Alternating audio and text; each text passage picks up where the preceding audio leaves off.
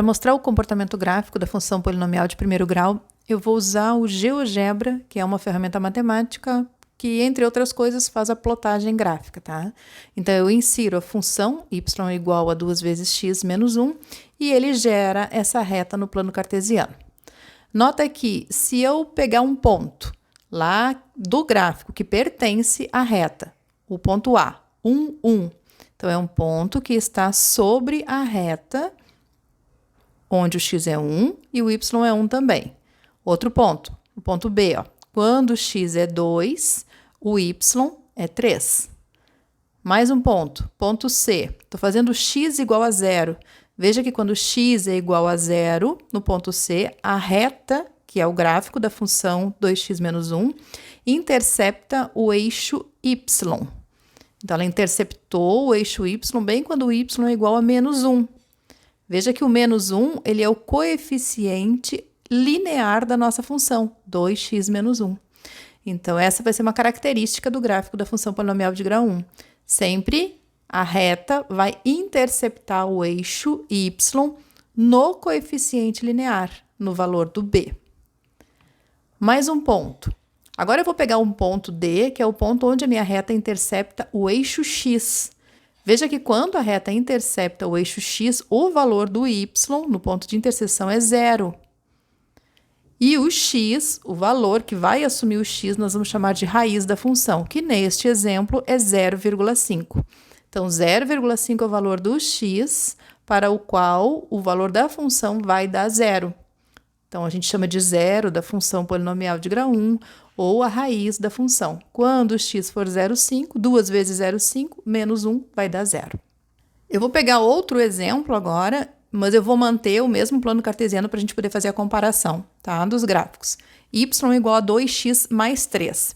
Veja que eu tomei também o a como 2. Nos dois exemplos eu peguei o a igual a 2. Estou fazendo variar o valor do b. Na primeira função é menos 1, nessa é mais 3. Eu disse para vocês que sempre que o x for 0, o nosso gráfico vai interceptar o eixo y no coeficiente linear, no b. Então, veja, essa segunda reta, que agora eu estou usando uma cor diferente, para a gente não confundir, estou usando vermelho, que essa segunda reta, que é o gráfico da função 2x mais 3, intercepta o eixo y bem onde o y vale 3, que é justamente o coeficiente linear da função, tá? Vou pegar alguns pontos aqui também para a gente analisar. Então, esse é o primeiro ponto, que quando x é 0, o y é 3, que é o valor do coeficiente linear. Mais um ponto. Quando x é 1, o valor do y é 5. Então, o par 1, 5 é um par ordenado que pertence à função dada. Outro ponto. Menos 2 e menos 1. Quando o x é menos 2, o valor do y é menos 1.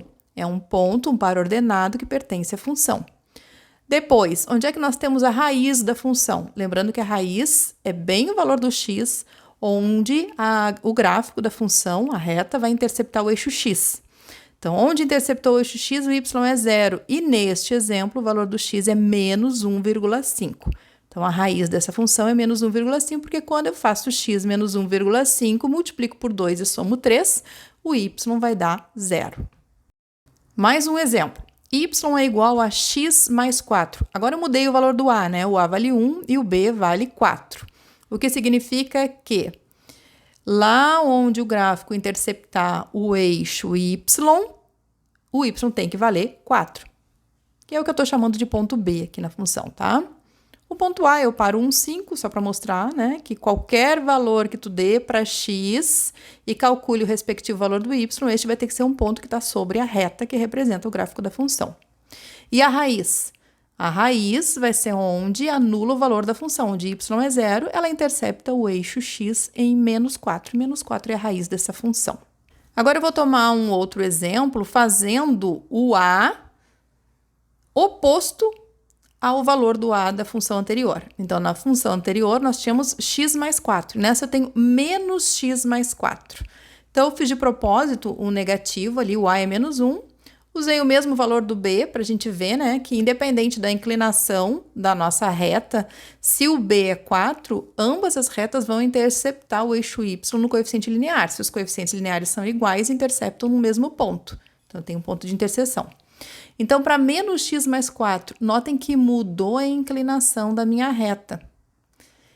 Mas, da mesma forma, se eu pegar um ponto, dou um valor para o x. Se eu digo que o meu x é menos 1 e faço a conta, ó. Menos x mais 4. Então, menos 1 mais 4, y é 5. O par menos 1, 5, que eu estou chamando de ponto D, sobre esta reta, tem que pertencer à função. Portanto, ele tem que estar em cima da reta que representa o gráfico. Um outro ponto, exemplo, ponto E. Quando x é 1, faz as contas. Menos 1 mais 4 é 3. O y é 3. Então, o par ordenado 1, 3 tem que pertencer ao gráfico da função. Está ali como ponto E. O par ordenado 3 e 1 também pertence, porque quando o x é 3, menos 3 mais 4, o resultado vai ser 1.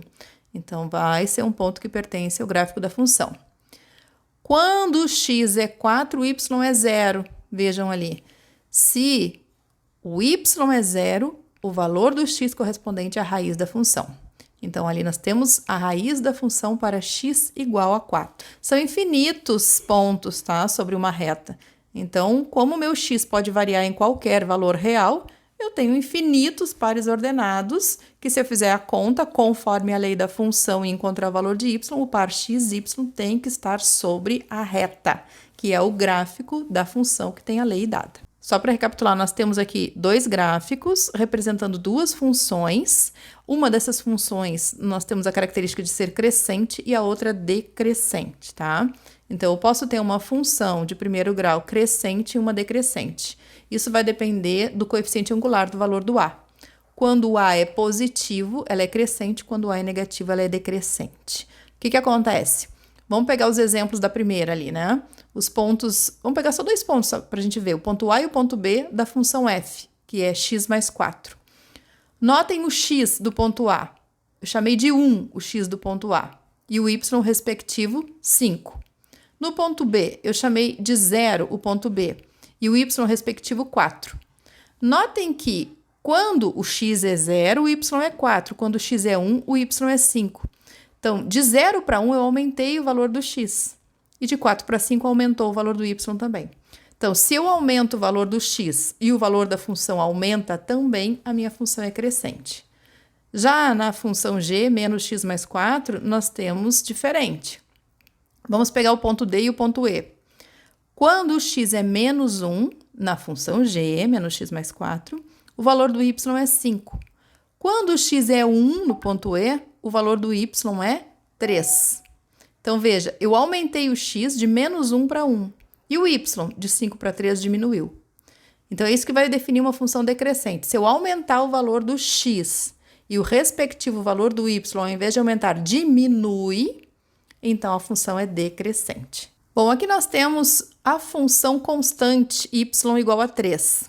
Veja que a função constante não é uma função polinomial de grau 1. Quando o y é 3, independentemente do x, o valor y13 é constante para toda a reta. Qual é a característica do gráfico? É uma reta paralela em relação ao eixo x. O gráfico intercepta o eixo y no coeficiente linear, que é 3, neste exemplo, tá? Então, qualquer ponto que a gente pegue aqui, eu peguei alguns exemplos, o ponto A, B, C, D, estou pegando valores diferentes para o x, menos 6, menos 3, 0, depois peguei o 5, e o y sempre vai dar 3, ok? Não tem raiz essa função. Mais um exemplo de uma função constante, agora y igual a menos 2, vai ser uma reta paralela ao eixo do x, passando no y igual a menos 2, ok? Quaisquer pontos que eu tome sobre esta reta, o meu x varia, mas o meu y é sempre menos 2, por isso é a função constante igual a menos 2. Em resumo, tá, gente? Para a minha função polinomial de grau 1, f de x igual a x mais b,